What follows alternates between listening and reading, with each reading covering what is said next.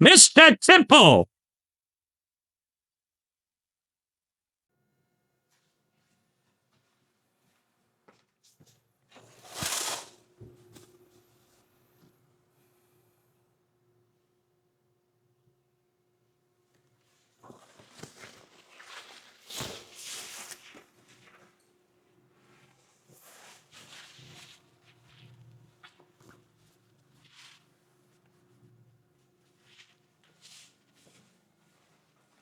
Quý vị và các bạn đã đến với kênh YouTube Mr. Simple.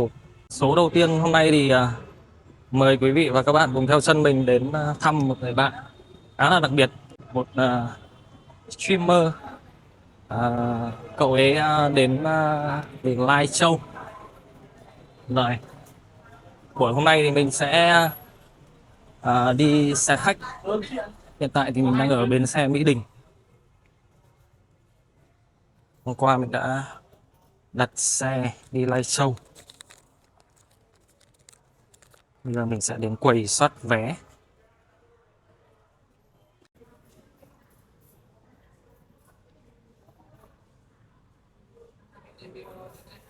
Em ơi, Dạ. giờ thế ra nhanh lên em.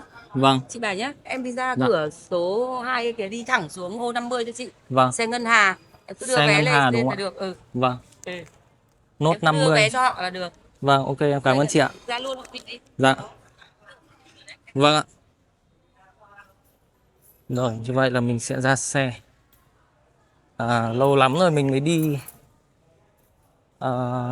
xa bằng xe khách. Chuyến đi hôm nay dự kiến kéo dài khoảng 7 đến 8 tiếng. Thời tiết Hà Nội ngày hôm nay đây.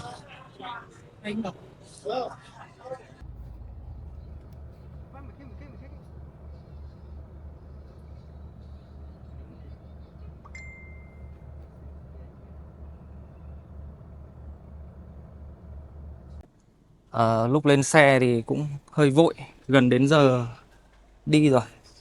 Nhà mình chạy vội lên xe. Trên xe thì mình không quay nên là sợ ảnh hưởng đến mọi người, nó cũng ồn ào. Lộ trình ban đầu thì mình định xuống trường bán trú Giang Ma. Ở đây thì có cô hiệu trưởng, cô ấy giúp mình di chuyển từ điểm trường Giang Ma để di chuyển vào trong bản Lở Thàng. Bản Lở Thàng, Tam Đường, Lai Châu. Nhưng mà lộ trình có thay đổi thì cô hiệu trưởng gọi cho mình là mình sẽ xuống ở bến xe của thành phố. Rồi, bây giờ tạm thời mình sẽ nghỉ để ăn trưa, tranh thủ ăn trưa 30 phút. Sau đó sẽ xuống bến xe của thành phố và chờ cô hiệu trưởng đến đón.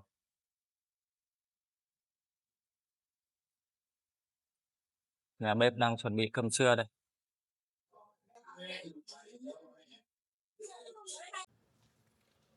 Cuối cùng cũng đến bến xe thành phố Lai Châu rồi mọi người ạ. Bây giờ mình sẽ đi ra cổng ra để lên xe. Cô hiệu trưởng trường Giang Ma có bố trí cho mình một xe ô tô để đi vào trong bản, nơi mà nhân vật đặc biệt của chúng ta sẽ chuẩn bị xuất hiện. Ok, bây giờ mình đi ra xe nhé. Ok, bây giờ mình sẽ lên xe. Có cần phải ngồi ở dưới đây không? Không cần đâu chị ạ. Vâng. Ok, hiện tại thì mình đã lên xe.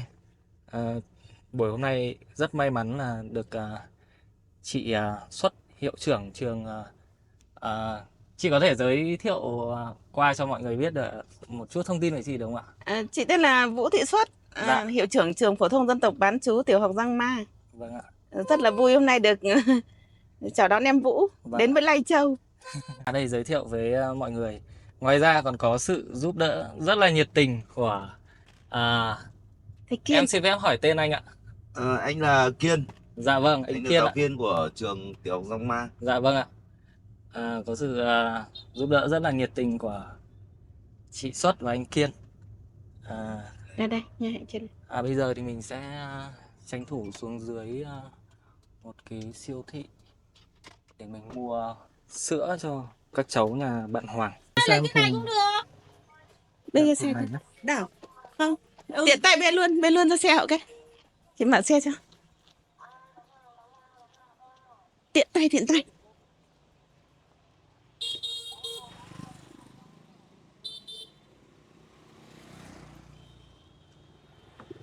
Công nhận nhóm đấy làm cái cách làm tốt thật đấy. Vâng. Đi được tất cả những cái điểm trường, các cái trường mà khó khăn, xong là giúp đỡ đến tận tay cái người dân ấy, Vâng. rất là nhiệt tình, rất là chu đáo ấy. Vâng. Năm trước tặng tiền cho học sinh mà đến tận nhà. Vâng. Ra vào một cái hoạt động gọi là theo gọi là Thiện nguyện theo tổ chức ấy. hay mà em. Vâng. Chị thề cũng thích các cái chương trình đó vì Vâng. nó đến những tay người ta có hoàn cảnh rất là khó khăn, người ta rất là trân quý cái giá trị của các cái quà đấy. Vâng. Cái hôm lên trường chị thì trời ơi mưa bay hết cả dù. Còn chị mắc một cái dù to hết cả cái sân trường, bay tan tành cái dù. Cái buổi hôm đấy các anh chị em trong đoàn cũng rất là vất vả, căn bản là khám cho học sinh đông quá. Vâng. Hôm đấy gió mạnh quá, gió quá mạnh. Thế là bạn Ngọc cũng kết nối với một bạn khuyết tật ở xã chị để đi học cắt tóc, nhưng mà bạn đấy không có chí.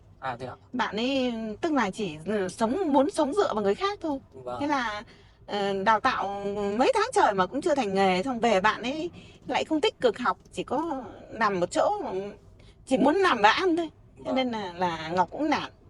Cái bạn này chân bạn ấy bị tai nạn, thế là bạn ấy cắt đi một cái chân.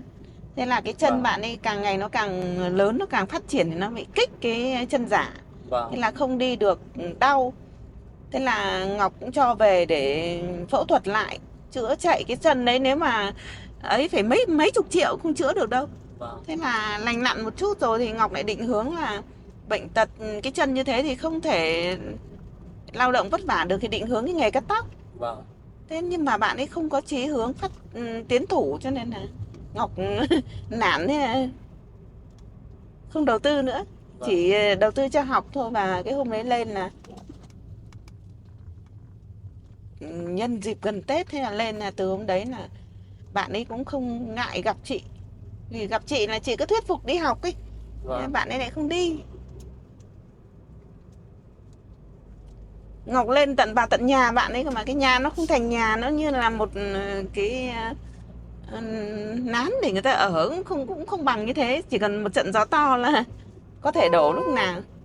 Thế là thương cái hoàn cảnh, thế cuối cùng cũng chẳng. Bạn ấy phải cố gắng thì mới được, bạn ấy không cố. Có sự hỗ trợ nhưng mà bản thân mình cũng phải đấy, phải nỗ lực cố gắng nữa cơ. Đấy. Hình như là cái nhà ở bên trên này anh ạ. Đây cái nhà có đống củi này sao? Đây à? Vâng. Anh chắc là anh đỗ dịch lên trên này để em xuống em hỏi. Cứ đi dịch quán đây này một tí, là có cái quán này là hỏi là dễ mà. Vâng. Đây rồi, quán đây. Đúng không? Hoàng ơi. Hello Hoàng. Chào bác đi. Bác chào con nhá. Bắt tay cái nào. Đây. Cẩn thận Đây, đấy. mọi người ơi, đây là Hoàng nhá, Golumlu, chiến binh của chúng ta. Chào hai con. Em được hai cháu nhỉ? Vâng ạ. Đi vào đây, được đấy kia ạ. Đây anh đi cùng Con bé. cô hiệu trưởng. Thoải mái chứ. Giang Mai. Với cả một thầy giáo cũng đang công tác Ở nhà đây. trong trường. Có lần quá quay đầu vào đây được không? Anh. Qua em. Anh khỏe không? Muộn lắm. Qua em like được có 3 tiếng. Thế à? Ê con. Xin chào. Camera đi. Nhà tận đẹp thế nhỉ? Mới làm à? Vâng ạ. Mới làm được Đấy, em bé hả? Có lên được không? Ồ, sao đấy? Sao đấy? Con chào bác Khó đi. có hoán lên à? Bác chưa? Con chào bác. Kia bác kia. Ở trên chợ. Mẹ đi bán hàng á? Chiến binh đang Không phải đi ra chợ. ngồi trên một chiếc ghế Để, mây. chuẩn bị cho bữa tối nay á. À, Hello. có chăn nuôi được gì không? Dạ. Em có chăn nuôi được con gà con lợn gì không? Dạ không ạ. Cứ mang bé ra đây. Bé đang ốm tí. Đang ốm à? Vâng, đang lên sởi qua. À, thế phải kiêng gió đấy. Vâng. Chiếc ghế con. Lây cẩn thận không lây cho con bé này đấy. Phải tránh ra một tí. Đây bà xã của Hoàng mọi người nhá. Rất là xinh. Để đẹp quá nhỉ? Một gái một trai. Điểm 10 rồi. À, gái à? Ô, giống con trai nhỉ? Ôi, cô này cứ tưởng là con trông giống con trai thế. Chị gái càng tốt nha. Gái càng tốt. Hoàng cười một cái nào. Mắt của em không nhìn vào một chỗ được ấy. À thế à? Bởi vì em dùng máy tính nhiều ấy nên là em phải liếc đi liếc lại để không là nhìn một chỗ là nó bị mờ đi mờ đi. Em có bị cận không? Em không ạ, em bị loạn thị ạ. À. Nắng thế này dễ chịu ạ.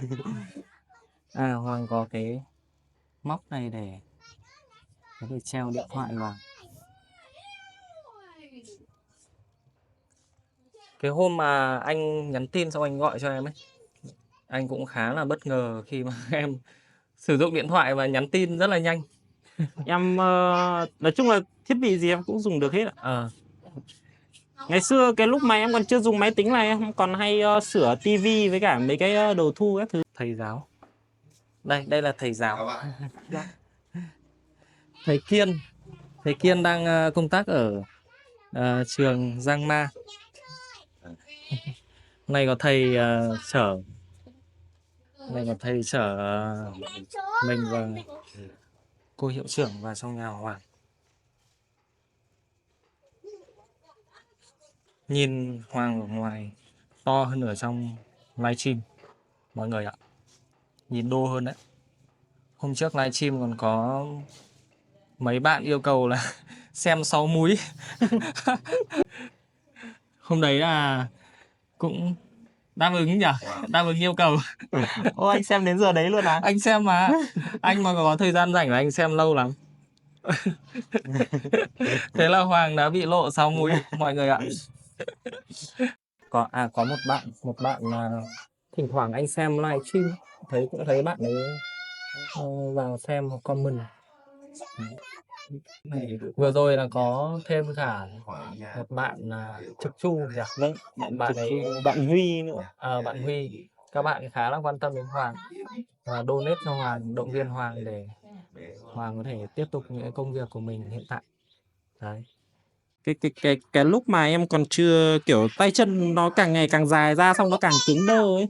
Nên là nó không được linh hoạt như trước. Trước là em có thể đi lên xuống mấy cái bậc kia được. Hồi đấy là ở nhà gỗ cơ. Nhà cũ. Anh có xem trên kênh YouTube của em cái nhà cũ ngày xưa. Nhà này là mới sửa lại, là mới xây lại đúng không? Kiểu cái nhà cũ nó sắp đổ thật rồi nên là mẹ em ấy lại. Khá là bây cũ giờ nhỉ? Nhà khá là cũ. Bây giờ đang định bán ở dưới này để trả nợ. Ở vườn dưới này à? Vâng ạ.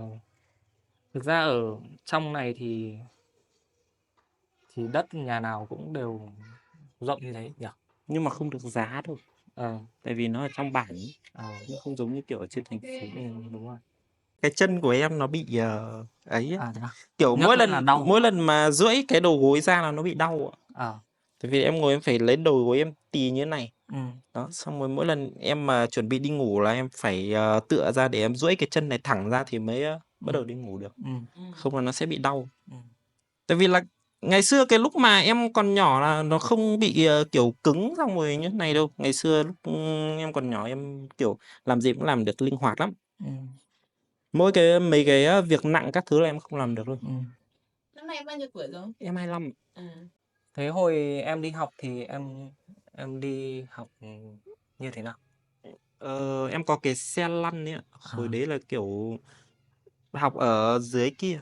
Ừ. Học ở dưới kia xong rồi đến lúc lên cấp 2 thì học ở dưới Đông Phong dưới kia thì sẽ là mẹ em cõng em từ đây đi đến chỗ ngã ba dưới kia. Cái nhà sửa xe kia là nhà bác của em. Xong rồi em để cái xe lăn ở đấy.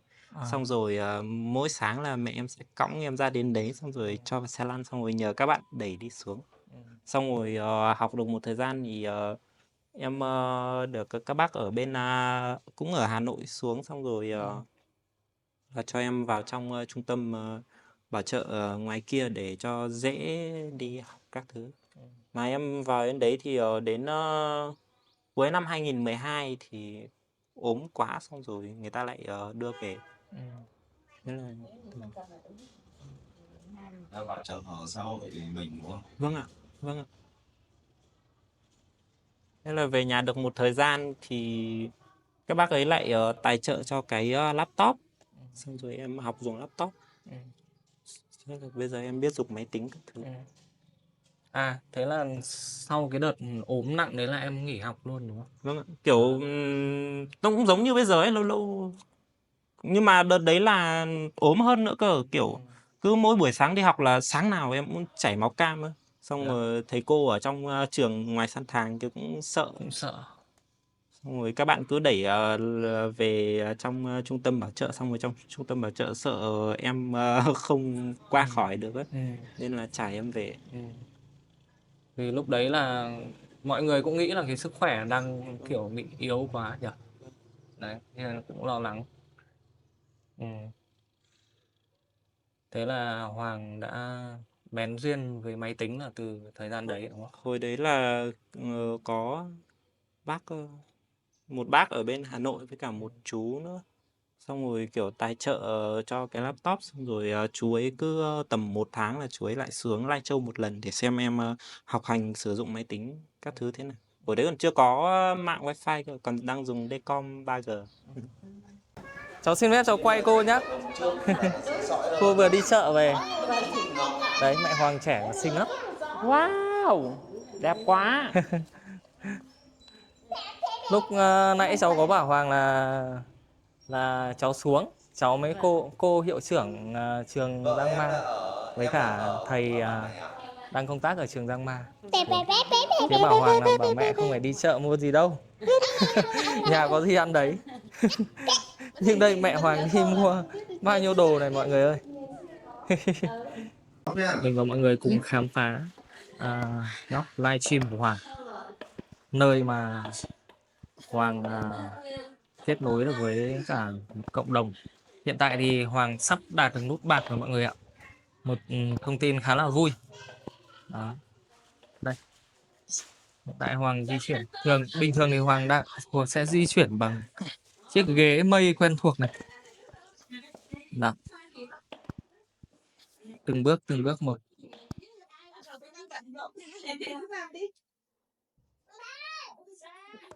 Anh bật điện nhé. Vâng ạ, ở bên này. Chỗ trên tủ bên này. À, ok, đây rồi.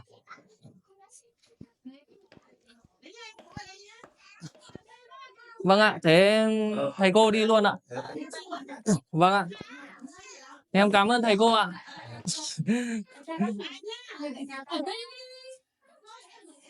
Đây, góc livestream của Hoàng.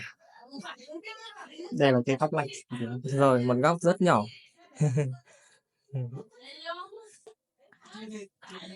Đây, hàng tối thì Hoàng livestream ở đây. Cái ngày đầu mà anh nhìn thấy cái đề xuất, cái gợi ý like của em ấy, là anh khá là bất ngờ khi mà anh thấy trong cái khung hình là tay của em ấy, nó bị cong. Đấy, thế là anh bấm vào xem luôn. Để em vào em test game cho anh quay luôn nhé. Ok luôn. Đấy. Hoàng vào test game luôn mọi người ạ. Tuyệt vời. Đây, thì mọi người có thể thấy đây. Mình bình thường mình chơi game có khi cũng không bằng Hoàng đâu. Bởi vì các cái thao tác của Hoàng khá là thuần thục.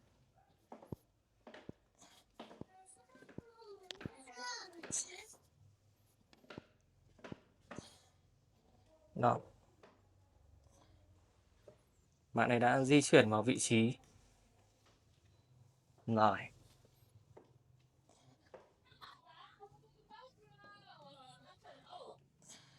Cùng theo dõi Golum Lu. Đôi bàn tay diệu kỳ.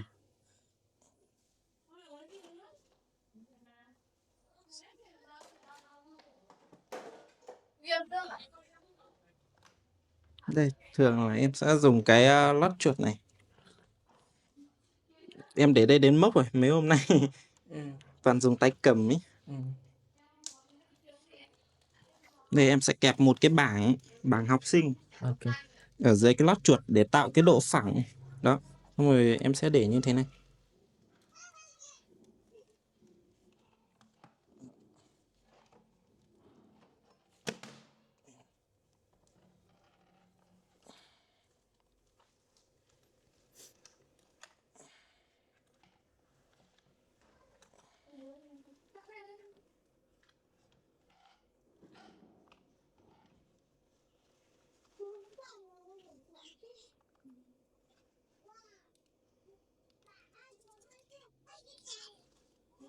Đây, em sẽ ghi ở trên bụng như thế này.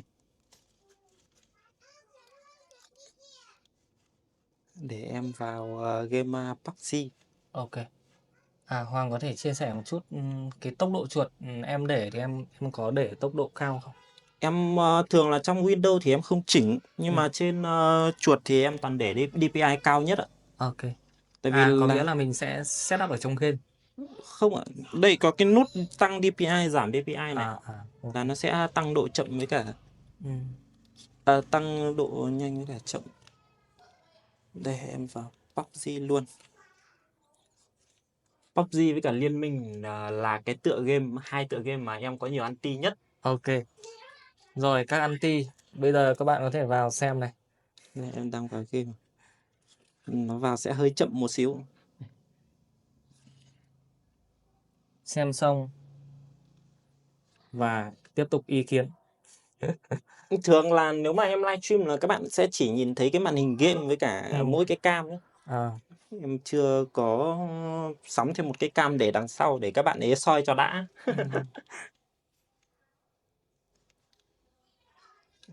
Sau này mình sẽ có thể đầu tư thêm một số trang thiết bị. Nhưng mà để mà Hoàng có những cái thiết bị như thế này mà bạn ấy livestream lên được hiện tại là hơn 80.000 sub nhỉ? 84.000 sub. 100 nhỉ? Đó. Thì là cả một quá trình và cả một nỗ lực mọi người ạ. Dùng Viettel chắc phải đổi DNS. Để em đổi DNS sang Google. Ở đây anh thấy em có một cái màn hình cong nữa. Cái màn hình cong này là hồi yêu nhau xong rồi vợ em tặng. Món quà rất là ý nghĩa. Là còn lại là đa số mấy cái này là toàn các bạn viewer ủng hộ để em nâng cấp.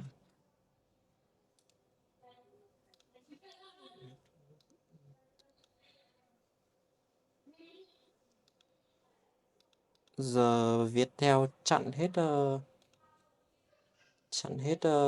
Steam nên là phải đổi DNS mới vào được.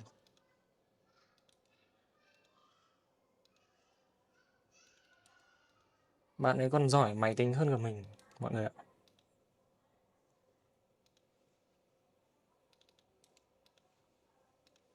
Cái màn hình trước mặt em là em sẽ sử dụng để chơi game. Vâng, tại vì tần số quét của nó cao hơn. Còn cái màn này là mình dùng để đọc comment của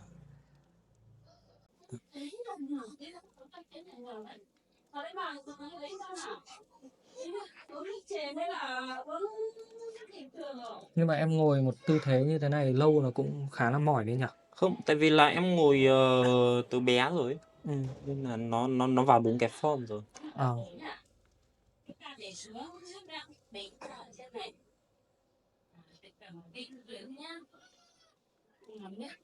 Đấy. Đây em vào được game rồi. Ok.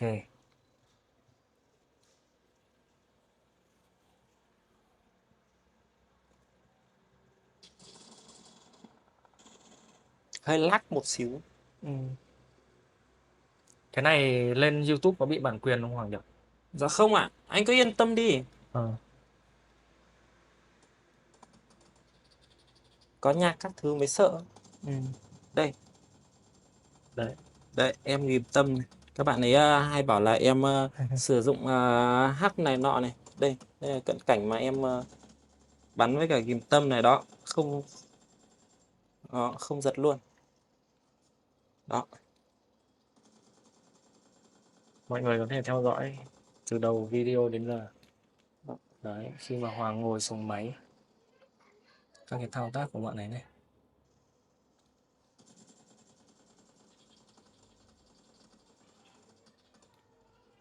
Phím các thứ thì em sẽ đổi hết sang bên này.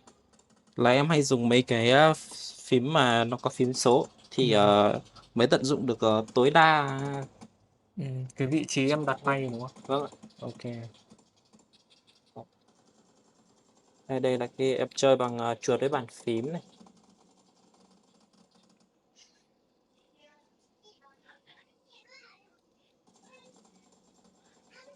Đó.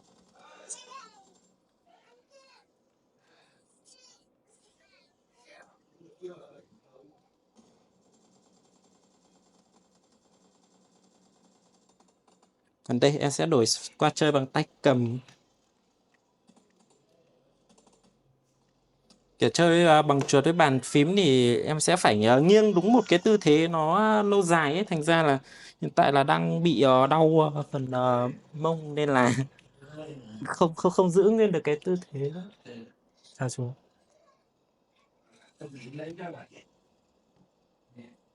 Đây, giờ em đã đổi qua chơi bằng tay cầm rồi.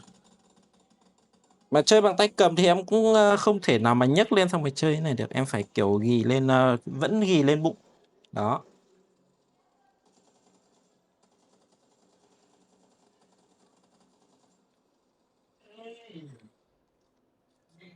Đó.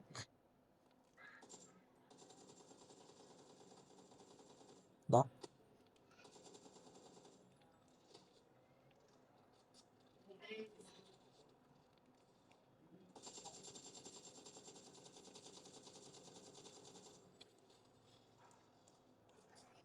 Thường Khá là là thuần thục.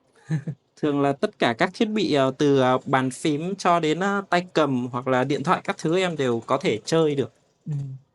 Điện thoại thì em chơi được một số game thôi, tại vì là đa số là những cái game đấy là nó có phiên bản trên máy tính rồi. Còn em chơi mấy phiên bản đấy rồi thì em sẽ ít chơi phiên bản trên điện thoại.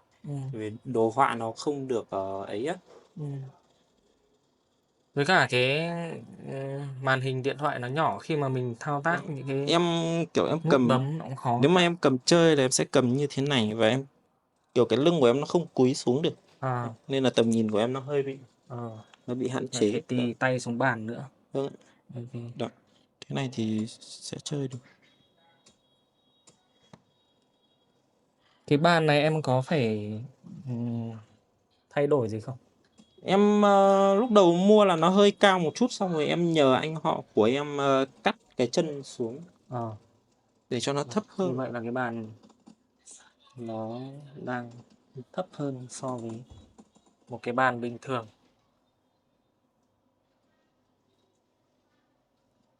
Các cái thiết bị này ở trong bản này em mua có dễ không? Hay là Em phải toàn đặt ở trên mạng. vậy là Hoàng phải đặt hoàn toàn các cái thiết bị này ở trên mạng, sau đó đợi ship về đúng không? Đó, mọi người có thể thấy. Ví dụ như là các cái phần mềm hay là máy nó bị hỏng ở cái mức mà mình không thể sửa được thì em xử lý bằng cách nào? Ờ, ở ngoài kia cũng có một quán máy tính, và khi mà nếu mà hỏng mà không thể sửa được thì em sẽ đem ra đấy. Ừ. Có khi nào có thể nhờ thợ sửa vào trong này họ sửa giúp em được không? Dạ không ạ. Nếu mà ví dụ như kiểu bây giờ mà có dấu hiệu hỏng là em sẽ tự kiểm tra trước. Ừ. Còn nếu mà tự sửa được thì em sẽ sửa luôn, còn không thì sẽ phải đem ra ngoài kia để ở trong này thì em cũng hay sửa điện thoại cho, nói chung là hầu hầu hết ở trong bản này luôn. À, em sửa điện thoại luôn á? Vâng ạ. À vậy à? Nhưng mà điện thoại, ví dụ điện thoại hỏng thì em sẽ... Nếu mà hỏng phần cứng thì em không sửa được thì họ sẽ đem ra thợ. Còn phần mềm hoặc là ví dụ kiểu về mở bẻ khóa các thứ. À, ok. Ngày trước thì Hoàng sẽ live stream từ tối đến khoảng 1-2 giờ đêm Hoàng nhỉ? Vâng, đa số em toàn live đến tầm gần 3 giờ sáng. Đấy, sau đó mới ăn đúng không? Vâng ạ. Đó, cũng khá là muộn, bởi vì cái giờ đấy thì mới có các viewer người ta theo dõi nhỉ? Vâng. Mọi người sẽ sử dụng điện thoại đấy để giải trí vào cái giờ buổi tối. Có thể là sau khi ăn cơm xong, cái giờ nghỉ ngơi. Đó, thì Hoàng mới bắt đầu cái công việc livestream của mình. Rồi khi mọi người xem live của Hoàng thì mọi người có thể hiểu thêm là Hoàng đã rất là cố gắng trong cái công việc hiện tại của Hoàng ấy. Livestream là một công việc hiện tại khá là khó, mà nhiều khi là mình làm thì chưa chắc đã có người xem đúng không Hoàng? Kiểu nói chung là em cũng thế thôi, tại vì đa số người xem mới người ta tiếp cận tại vì là người ta thấy có cái đôi tay hơi Đôi lạ, bàn tay diệu kỳ. xong rồi người ta vào người ta tò mò là em chơi như thế nào các thứ. Nhưng mà Hoàng chơi cũng khá là hay, bởi vì anh trước anh có chơi PUBG Mobile đó. Anh không chơi PUBG PC nhưng mà anh cũng có chơi cái game đấy rồi, thì anh thấy cũng khá là khó chơi. Đó, nhưng mà bạn ấy có thể thao tác rất là thuần thục mà được. Đó. Hơn nữa là nhiều khi mình livestream cũng muộn nhỉ? Vâng. Đấy, thì nó cũng có thể nó sẽ ảnh hưởng đến sức khỏe. Đó, nhưng mà Hoàng cũng vẫn rất cố gắng. Hiện tại thì em live chia làm 2K đúng không? Vâng, một ca là ca em chơi cái game Minecraft để kéo thêm người đăng ký. Xong rồi ca thứ hai sẽ là em chơi Liên Minh hoặc là PUBG hoặc là một cái game gì khác đấy. Nói chung là giờ game nào em cũng có thể chơi được. Tối nay khi ăn cơm xong thì mình và Hoàng sẽ quay thêm một lúc khoảng 15-20 phút cho cái talk show vào buổi tối. Chắc là mình quay ngoài sân nhỉ? Vâng. Mình ngồi ngoài sân. Đó. Anh mượn 2 cái ghế mây của em. Một cái em ngồi, một cái anh ngồi. Đó. Qua thì mình với Hoàng cũng quay đến khá là muộn. Lúc đấy hai anh em quay xong thì cũng phải đến tầm 11:30 tối. Sau đó mình có xem lại những cái thước phim đã quay lại của ngày hôm qua và buổi tối hôm qua. Khá muộn mình đi ngủ. Buổi sáng ở vùng cao.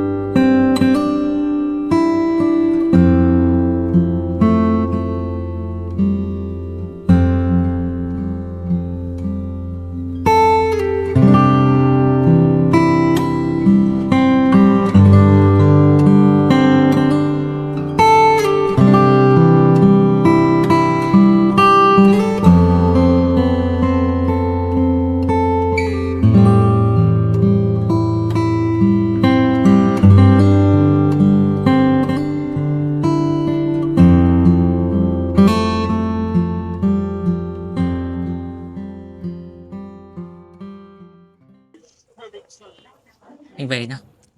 Giữ gìn sức khỏe nhá.